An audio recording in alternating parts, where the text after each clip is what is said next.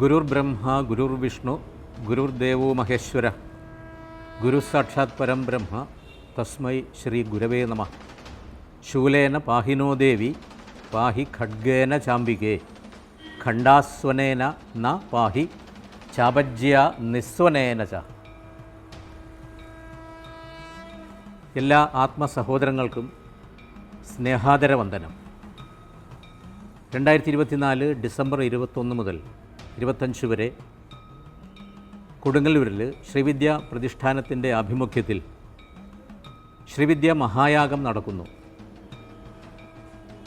ഇതിൽ പങ്കെടുക്കുവാൻ വേണ്ടി ഭാരതത്തിൽ വിവിധ സംസ്ഥാനങ്ങളിൽ നിന്നും ഭാരതത്തിന് പുറത്തുനിന്നും അനവധി ആചാര്യശ്രേഷ്ഠന്മാർ, സന്യാസി ശ്രേഷ്ഠന്മാർ, ശ്രീവിദ്യ ഉപാസകന്മാർ, വ്യത്യസ്ത സമ്പ്രദായത്തിലുള്ള ദീക്ഷ സ്വീകരിച്ച ഉപാസകന്മാർ, അനവധി ഭക്തജനങ്ങൾ ഇവിടെ എത്തിച്ചേരുവാൻ പോവുകയാണ്.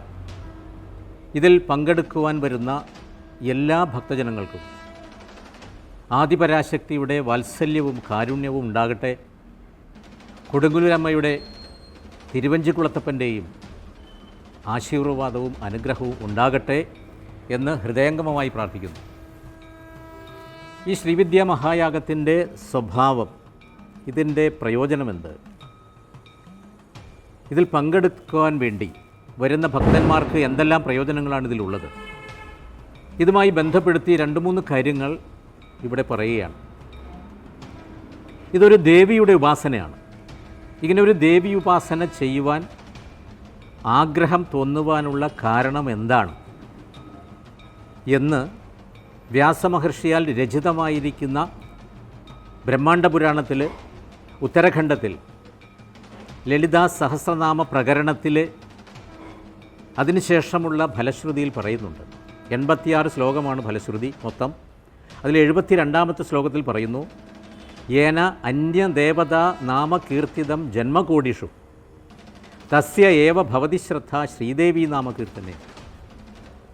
ഒരു ഭക്തൻ അനവധി കോടിക്കണക്കിന് ജന്മങ്ങളിൽ, കഴിഞ്ഞ ജന്മങ്ങളിൽ മറ്റു ദേവതമാരെ പൂജിച്ചതിന് ശേഷം, മറ്റു ദേവതമാരുടെ നാമങ്ങൾ കീർത്തിച്ചതിന് ശേഷം മാത്രമേ ഈ ജന്മത്തിൽ ദേവി ഉപാസന ചെയ്യുവാൻ തോന്നുകയുള്ളൂ എന്നാണ് പറയുന്നത്. ഇങ്ങനെ പറയുന്ന സമയത്ത് ഒരു തെറ്റിദ്ധാരണ ഉണ്ടാകാം, മറ്റുള്ള ദേവതമാർക്ക് പ്രാധാന്യമില്ല എന്ന്. ഇതെന്തിനു വേണ്ടിയാണ് ഇങ്ങനെ ഈ വ്യാസമഹർഷി രേഖപ്പെടുത്തിയത് എന്നാണെങ്കിൽ, ദേവി ഉപാസന ചെയ്യുന്ന ദേവീഭക്തന്മാർക്ക് ദേവിയോടുള്ള ആത്മവിശ്വാസം കൂടുതലുണ്ടാകണം. അനന്യഭക്തിയും ഏകാന്തഭക്തിയും തീവ്രഭക്തിയും ദേവിയോടുള്ള ബഹുമാനവും കൂടുതൽ കിട്ടുവാൻ വേണ്ടിയാണ് ഇത് എഴുതിയത്. വിഷ്ണു സഹസ്രനാമത്തിൻ്റെ പ്രയോജനത്തിൽ വിഷ്ണുവാണ് വലുത്. ശിവൻ്റെ ശിവപുരാണത്തിൽ ഏറ്റവും വലിയ ദേവത ശിവനാണ്. ഈ ഒരു ബോധം ആ ഭക്തനുണ്ടാകാൻ വേണ്ടിയാണ് ഇങ്ങനെ ഇത് രേഖപ്പെടുത്തിയിരിക്കുന്നത്. ഈ യാഗം എന്തിനു വേണ്ടിയാണ് ഇവിടെ നടത്തുന്നത്? ശ്രീമദ് ഭാഗവതത്തിൽ വ്യാസമഹർഷി പറയുന്നുണ്ട്, ധ്യാനമാം കൃതയുഗേ യജ്ഞമാം ത്രേതായുഗേ അർച്ചനം ദ്വാപരയിൽ കീർത്തനം കലിയുങ്കൽ.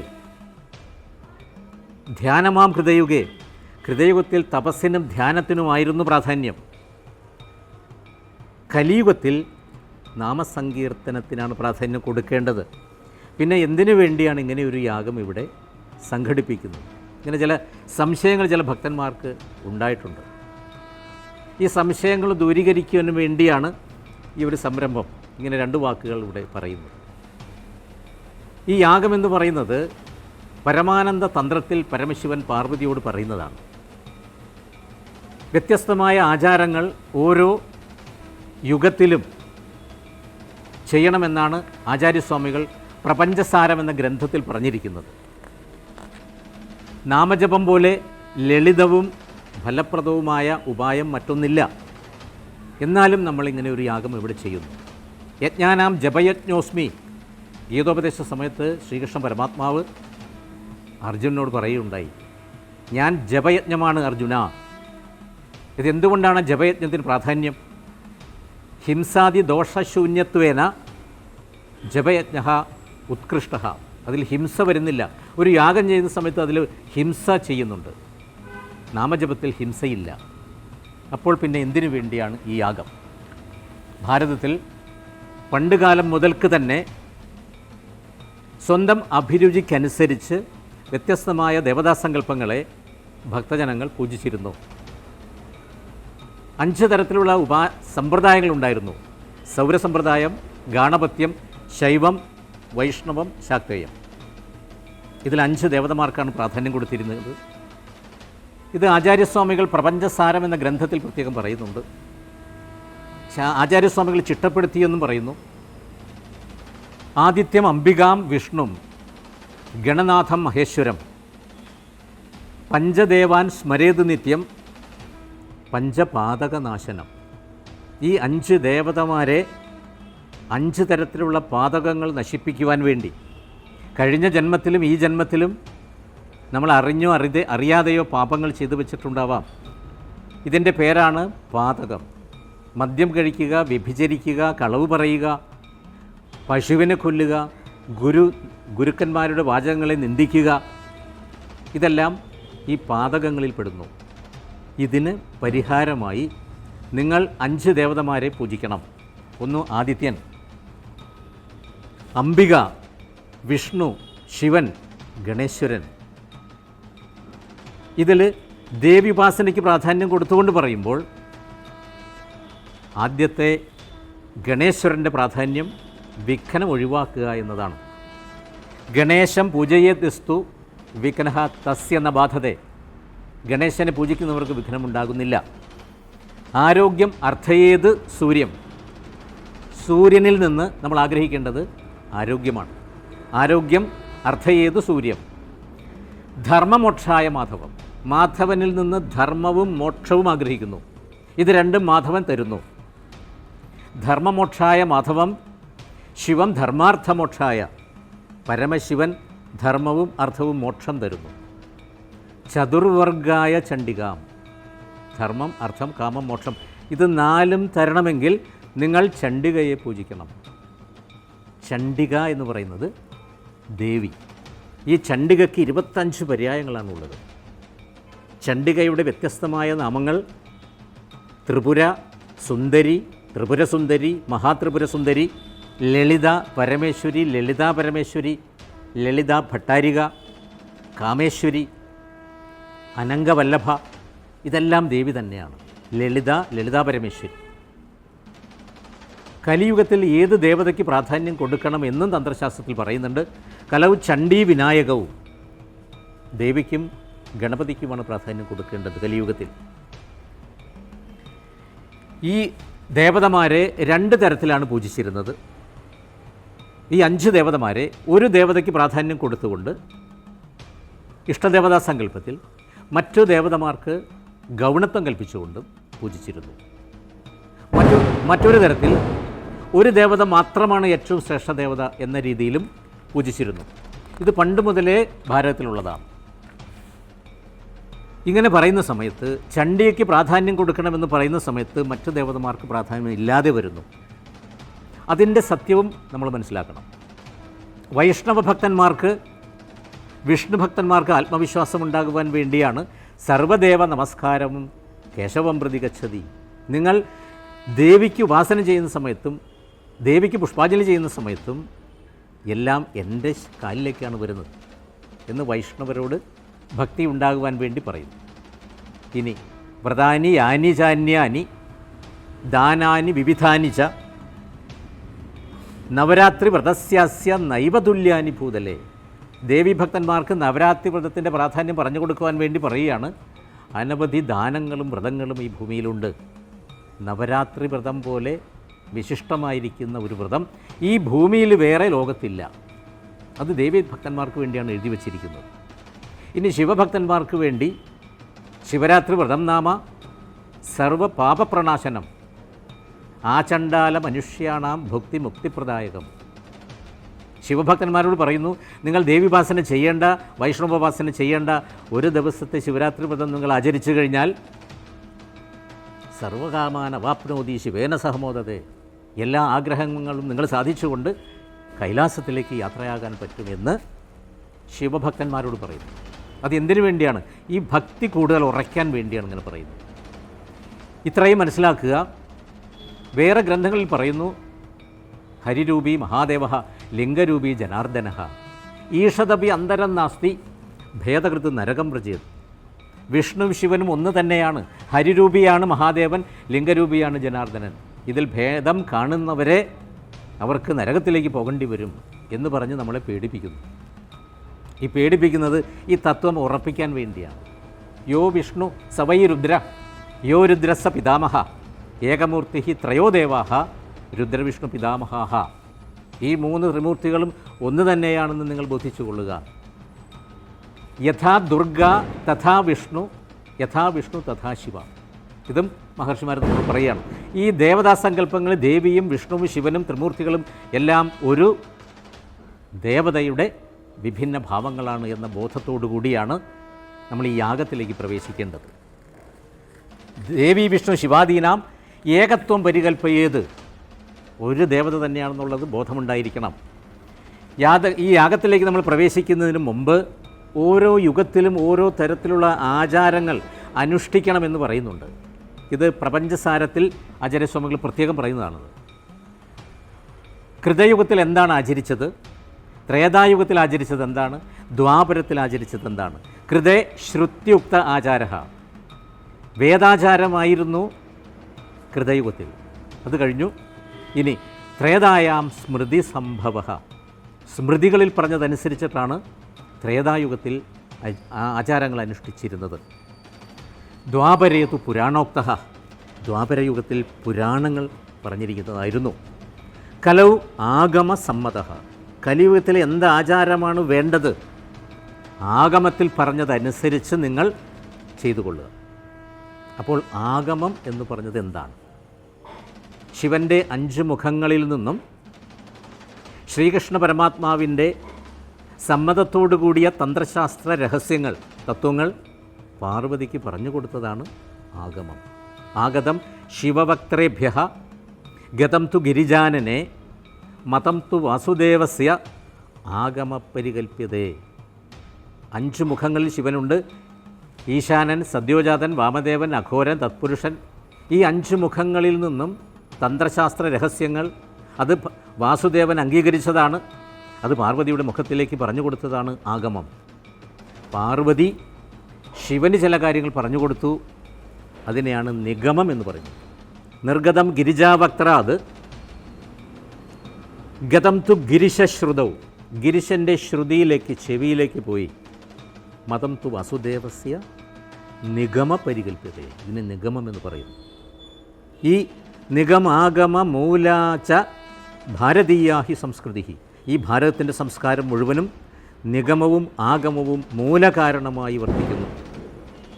അവിടെ ശിവൻ പറഞ്ഞു കൊടുത്തതാണ് ആഗമം എന്ന് പറയുന്നത്. വ്യത്യസ്തമായ ആഗമങ്ങളാണ് ഉള്ളത്. ആഗമത്തെ 4ആയിട്ട് തിരിക്കുന്നുണ്ട്.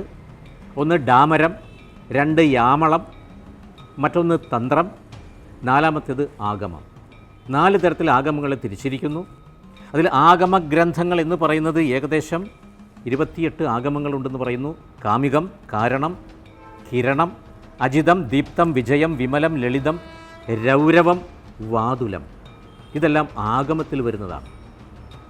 തന്ത്രഗ്രന്ഥങ്ങളെന്ന് പറയുന്നത് കാമധേനു തന്ത്രം, ഗുഹ്യതന്ത്രം, വർണ്ണോദ്ധാരതന്ത്രം, വാരാഹിതന്ത്രം, ജാലശമ്പരം, തത്വശമ്പരം, ദക്ഷിണാമ്നായം, പശ്ചിമാമ്നായം, ശക്തി സംഗമതന്ത്രം. ഇങ്ങനെ വ്യത്യസ്തമായ തന്ത്രങ്ങൾ മുഴുവനും, ആഗമങ്ങൾ മുഴുവനും ശിവപാർവതി സംവാദത്തിലുള്ളതാണ്. അതിലാണ് ഈ യാഗത്തെപ്പറ്റി പറയുന്നത്. വാരാഹി തന്ത്രത്തിലാണ് ദേവീ മഹാത്മ്യത്തിൻ്റെ മഹത്വം പരമശിവൻ പാർവതിക്ക് പറഞ്ഞു കൊടുക്കുന്നത്. ഹരഗൗരി തന്ത്രം എന്ന് പറയുന്ന തന്ത്രത്തിലും ഇത് പറഞ്ഞു കൊടുക്കുന്നുണ്ട് എന്ന് ദേവീ മഹാത്മ്യത്തിൻ്റെ കണ്ടിയൂരിൻ്റെ വ്യാഖ്യാനത്തിൽ അദ്ദേഹം രേഖപ്പെടുത്തിയിട്ടുണ്ട്. ശക്തി സംഗമതന്ത്രത്തിലാണ് നവരാത്രി വിധാനം എന്താണ് എന്ന് പാർവതി ചോദിച്ച സമയത്ത് പാർവതിയുടെ മുമ്പിൽ പറഞ്ഞു കൊടുത്തിരിക്കുന്നത്. പ്രഥമം ശൈലപുത്രീതി, ദ്വിതീയം ബ്രഹ്മചാരിണി, തൃതീയം ചന്ദ്രഖണ്ഡേതി. ഇത് ഈ തന്ത്രത്തിലുള്ളതാണ്, ശക്തി സംഗമ തന്ത്രത്തിലുള്ളതാണ്. പരമാനന്ദ തന്ത്രത്തിലാണ് ശ്രീവിദ്യ മഹായാഗത്തെപ്പറ്റി വളരെ വിശദമായി പറഞ്ഞു കൊടുത്തിരിക്കുന്നത്. യാഗം എന്നാൽ എന്താണ്? ഏതൊരു കർമ്മത്തെക്കൊണ്ടാണോ ഒരു ദേവതയെ യജിക്കുന്നത്, അത്യന്തം ഭക്തിയോടുകൂടി പൂജിക്കുന്നത്, അതിനെയാണ് യാഗം എന്ന് പറയുന്നത്. യജ്യതേ അനേന ഇതി യാഗഃ. ഈ യാഗം രണ്ട് തരത്തിലാണുള്ളത്: വൈദികം, താന്ത്രികം. വൈദിക യാഗം രണ്ട് തരത്തിലുണ്ട്. ശ്രുതിയുമായി ബന്ധപ്പെട്ടതുണ്ട്, സ്മൃതിയുമായി ബന്ധപ്പെട്ടതുണ്ട്. ശ്രൗതം, സ്മാർത്ഥം. ശ്രൗതം 7 തരത്തിലുണ്ട്, സ്മാർത്ഥം 7 തരത്തിലുണ്ട്. ആ ശ്രൗതമാണ് സോമയാഗം, അഗ്നിഷ്ടോമം, വാജപേയം, അതിരാത്രം, രാജസൂയം, അശ്വമേധം തുടങ്ങിയവ. സ്മാർത്ഥമാണ് ഔപാസനം, വൈശ്വദേവം, സ്ഥാലിഭാഗം, സർപ്പബലി മുതലായവ. ഇനി ഗ്രഹയാഗം എന്ന് പറയുന്നൊരു യാഗമുണ്ട്. നവഗ്രഹങ്ങളെ ആവാഹിച്ച് പൂജിച്ച് യജിച്ച് ഉദ്വസിക്കുന്നു. ഇതെന്തിനു വേണ്ടിയാണ്? ബാലഗ്രഹങ്ങൾ, അപസ്മാരഗ്രഹങ്ങൾ മുതലായ അമാനുഷിക ഉപസർഗങ്ങളുണ്ട്. ഇത് മനുഷ്യ ശരീരത്തിലേക്ക് വരുന്ന മലിന ഊർജ്ജങ്ങളാണ്. ഇതിനെ നശിപ്പിക്കുവാൻ വേണ്ടി കണ്ടകശനി, ഏഴരശനി, അഷ്ടമശനി മുതലായ ശനിദോഷം മാറ്റുവാൻ വേണ്ടി വ്യാഴം അഷ്ടമത്തിൽ നിൽക്കുന്ന സമയത്ത് ദോഷങ്ങൾ വരുന്നു. ഗ്രഹങ്ങൾ, കേതു മുതലായ ഗ്രഹങ്ങളുടെ ദശാപഹാരങ്ങൾ വളരെ ക്ലേശമാണ് മനുഷ്യന് തരുന്നത്. ഇത് മാറ്റുവാൻ വേണ്ടി മലമാസത്തിൽ ശാന്തികർമ്മമായും ശുദ്ധമാസത്തിൽ പൗഷ്ടിക കർമ്മമായും ചെയ്യണം എന്ന് പാർവതിയോട് പരമശിവൻ പറയുന്നുണ്ട്. ഇത് മഹാനിർവാണ തന്ത്രത്തിലാണെന്ന് പറയുന്നത്. ശാന്തവും പുഷ്ടവും മഹേശാനി തഥാ ക്രൂരേപി കർമ്മണി ഗ്രഹയാഗം പ്രകുർവാണോ വാഞ്ചിതാർത്ഥമവാപ്നുയാത്. ഈ ഗ്രഹയാഗം ചെയ്തു കഴിഞ്ഞാൽ നിങ്ങൾ ഉദ്ദേശിക്കുന്ന ഫലം കിട്ടുമെന്ന് പാർവതിയോട് പരമശിവൻ മഹാനിർവാണ തന്ത്രത്തിൽ പറയുന്നു. ലളിതാ സഹസ്രനാമത്തിൽ 2 യാഗത്തെപ്പറ്റി പറയുന്നുണ്ട്. ഒന്ന് രഹോയാഗക്രമാരാധ്യ, മഹായാഗക്രമാരാധ്യ. ഒരു ഉപാസന എന്ന് പറയുന്നത് 3 തരത്തിലാണ്: സ്ഥൂലോപാസന, സൂക്ഷ്മോപാസന, പരോപാസന. ഇതിൻ്റെ മറ്റൊരു പേരാണ് കായികം, വാചികം, മാനസികം. ഇതിൻ്റെ മറ്റൊരു പേരാണ് ബഹിർയാഗം, അന്തർയാഗം, ഭാവന. അപ്പോൾ ഇവിടെ അന്തർയാഗം, ബഹിർയാഗം, രഹോയാഗം, മഹായാഗം, ശ്രീവിദ്യായാഗം, ഇത്രയും 5 തരത്തിലുള്ള യാഗങ്ങളെ പറ്റിയാണ് നമ്മൾ മനസ്സിലാക്കേണ്ടത്. രഹോയാഗ ക്രമാരാധ്യ. രഹസ് എന്ന് പറഞ്ഞാൽ വിജനമായ സ്ഥലമാണ്. ആളുകൾ ആരുമില്ല, മനുഷ്യരാരുമില്ല, മൃഗങ്ങളില്ല, വേറെ ഒരു വസ്തുക്കളും അവിടെ ഇല്ല. ഈ രഹോയാഗം നടക്കുന്നത് മനുഷ്യ ശരീരത്തിൻ്റെ അകത്താണ്. കുണ്ടലിനി ശക്തി അധിഷ്ഠിതമായിരിക്കുന്ന യാഗശാലയാണത്. ആ ശാഖയിലേക്ക് ഹോമിക്കുന്നത്, അവിടെ ഹോമദ്രവ്യമില്ല, യാഗം കുണ്ടമില്ല, യാഗദ്രവ്യമില്ല. ഉപാസകൻ്റെ ശ്രദ്ധ മാത്രം മതി അതിന്. ആ ശ്രദ്ധ കൊണ്ട് പ്രാണായാമത്തെ കൊണ്ടോ മന്ത്രജപത്തെ കൊണ്ടോ കുണ്ടലിനി ശക്തിയെ ഉയർത്തി ഓരോ ചക്രങ്ങളിലും വിശ്രമിപ്പിച്ച് സഹസ്രാര പത്മത്തിൽ എത്തി അവിടെ ശിവശക്തി സംയോഗം ചെയ്ത് അമൃതശ്രവണം സംഭവിച്ചതിന് ശേഷം ദേവിയുമായി ഉപാസകൻ താതാത്മ്യം പ്രാപിക്കുന്നു. ഇതാണ് രഹോയാഗം. ഈ രഹോയാഗക്രമത്തിൽ ദേവി സംതൃപ്തിയടയുന്നു. ഇങ്ങനെ കൃത്യമായിട്ട് ഉപാസകൻ ചെയ്തു കഴിഞ്ഞാൽ സദ്യപ്രസാദിനിയായി ദേവി പ്രസാദം കൊടുക്കുന്നു, അനുഗ്രഹിക്കുന്നു എന്നർത്ഥം. മറ്റൊരു യാഗമാണ് മഹായാഗക്രമാരാധ്യ. അത് 230ാമത്തെ നാമമാണ്. മറ്റത് 381ാമത്തെ നാമമായിരുന്നു, രഹോയാഗക്രമാരാധ്യ. ഭണ്ഡാസുരനെ കൊല്ലുവാൻ വേണ്ടി ദേവന്മാർ യോജന വിസ്തീർണമുള്ള ഹോമകുണ്ഡമാണ് തയ്യാറാക്കിയത്. അങ്ങനെ എല്ലാ ദേവന്മാരും കൂടി ഹവിസ്, നെയ്യ് മുതലായവ ഹോമിക്കുന്നു. ദേവി പ്രത്യക്ഷപ്പെടുന്നില്ല. ഇനി നമ്മൾ എന്താണ് ചെയ്യേണ്ടത്? ഇങ്ങനെ ദേവന്മാർ അവരുടെ മാംസത്തെ പറിച്ചെടുത്തുകൊണ്ട് ഹോമകുണ്ഡത്തിലേക്ക് ഹോമിച്ചു. അതിനുശേഷവും ദേവി വരുന്നില്ല. ഇനി നമ്മൾ എന്താണ് ചെയ്യേണ്ടത്? ഒരു കാര്യം ചെയ്യാം, നമ്മളുടെ ശരീരത്തെ മുഴുവനും ദേവിക്കായിക്കൊണ്ട് ഹോമിക്കാം. ഈ സമയത്ത് അവരുടെ ഞാൻ എന്ന ഭാവവും എൻ്റേതെന്ന ഭാവവും മാറി അവർക്ക് ജ്ഞാനാഗ്നി ഉദിച്ചു. ചിദഗ്നികുണ്ഡ സംഭൂത, ചിത്താവുന്ന അഗ്നികുണ്ഡത്തിലേക്ക് അവരുടെ ജ്ഞാനാഗ്നിയെ ഹോമിച്ചു. അവർ എല്ലാവരും കൂടി ഹോമകുണ്ഡത്തിലേക്ക് ഇറങ്ങാൻ തയ്യാറായ സമയത്താണ് ഉദ്യദ്ഭാനു സഹസ്രാഭ 1000 സൂര്യൻ്റെ പ്രഭയോട് കൂടിയ ഒരു പ്രകാശം അവിടെ വന്നത്. ദേവന്മാർ അവിടെ ഒരു ചക്രം കണ്ടു. ഈ ചക്രത്തിൻ്റെ മുകളിലാണ് ചതുർബാഹു സമന്വിത 4 കൈകളോടുകൂടി ദേവി നിൽക്കുന്നത്. എന്തിനു വേണ്ടിയാണ് ഈ ദേവി വന്നത്? എന്തിനു വേണ്ടി ദേവി വന്നു? ദേവകാര്യ സമുദ്രിത, ദേവന്മാരുടെ കാര്യം സാധിക്കാൻ വേണ്ടിയാണ് വന്നത്. ദേവന്മാർ കർമ്മം ചെയ്യുന്ന സമയത്ത് അസുരന്മാർ ശല്യം ചെയ്യുന്നു. മധു, കൈടവൻ, ധൂമ്രലോചനൻ, രക്തബീജൻ, ഭണ്ഡൻ, ഷണ്ഡൻ, മുണ്ടൻ, മഹിഷൻ, കുറേ പേരുണ്ട്. ഇവരെ കൊല്ലുവാൻ വേണ്ടിയാണ്, ദേവകാര്യം സാധിക്കുവാൻ വേണ്ടിയാണ് ദേവി വന്നത്. ഇതിൻ്റെ സാമാന്യാർത്ഥമാണ്. അവിടെ ദേവന്മാരുടെ കാര്യം സാധിക്കുവാൻ വേണ്ടി വന്നിട്ടുണ്ടെങ്കിൽ നമ്മൾ മനുഷ്യരാണ്, നമ്മളുടെ കാര്യം ദേവി സാധിക്കുമോ? ഇത് നമുക്കൊരു സംശയമുണ്ട്. അവിടെ ദേവൻ എന്ന പദത്തിന് ഇന്ദ്രിയം എന്നർത്ഥം. മനുഷ്യ ശരീരത്തിൽ ജ്ഞാനേന്ദ്രിയം, കർമ്മേന്ദ്രിയം, 10 ഇന്ദ്രിയങ്ങൾക്ക് 10 ദേവതാ സങ്കല്പങ്ങളുണ്ടെന്നാണ് പറയുന്നത്. ദേവൻ എന്ന പദത്തിന് അവിടെ ഇന്ദ്രിയം എന്നർത്ഥം. ഓരോ ഇന്ദ്രിയത്തിനും ഓരോ ദേവതയുണ്ട്. ഇടത് കണ്ണ് ചന്ദ്രനാണ്, വലത് കണ്ണ് സൂര്യൻ, നാക്ക് വരുണനാണ്. ദേവത വരുണദേവത, ഗംഗാദേവത, 2 ദേവതാ സങ്കല്പങ്ങളാണ് ജലമയമായത്. നാക്കിലെപ്പോഴും ജലമുള്ളതുകൊണ്ട് അത് വരുണസങ്കല്പം.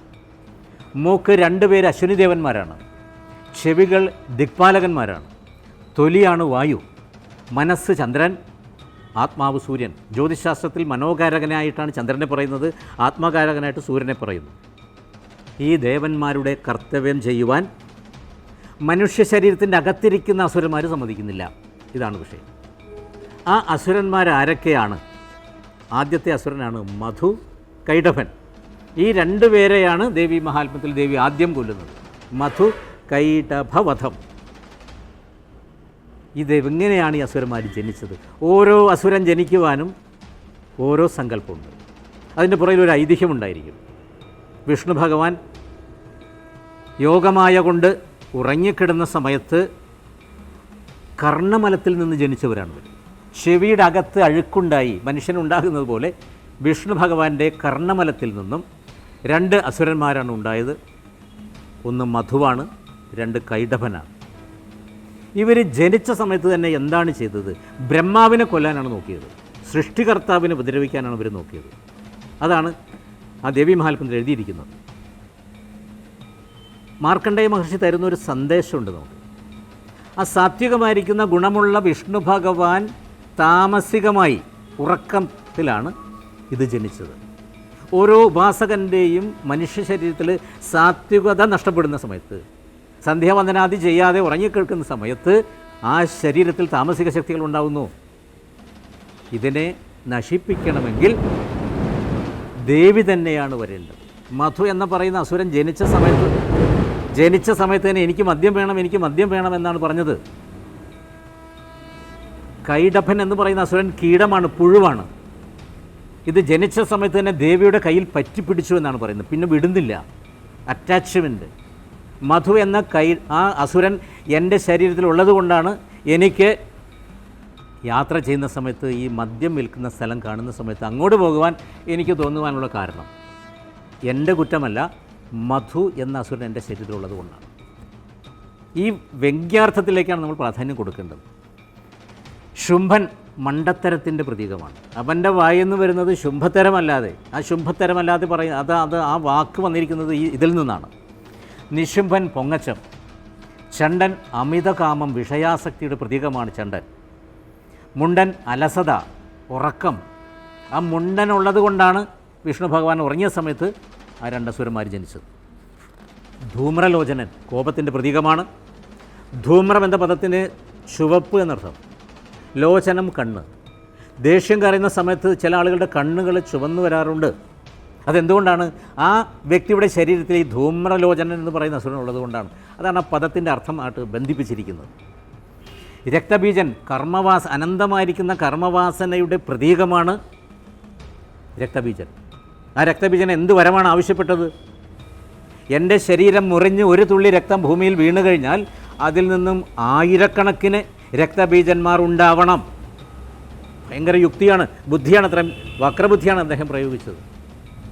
ഇത് മനസ്സിലാക്കിയ ദേവി എന്ത് ചെയ്തു? ഇദ്ദേഹത്തെ കൊല്ലാൻ പോകുന്ന സമയത്ത് ഒരു പാത്രം കയ്യിലെടുത്തു. ദേവിക്ക് അനവധി കൈകളുണ്ട്.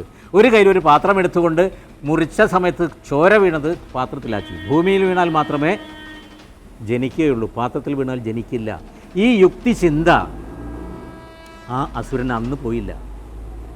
അസുരൻ്റെ യുക്തിചിന്തയേക്കാൾ വലുത് ഈശ്വര ചിന്തയാണ് എന്ന തത്വം ഓരോ അസുരനും ഓരോ തത്വം നമ്മൾ മനസ്സിലാക്കുന്നുണ്ട്. ഇത് മനസ്സിലാക്കിക്കൊണ്ട് വേണം നമ്മൾ ആ ദേവീപാസനയിലേക്ക് പ്രവേശിക്കാൻ.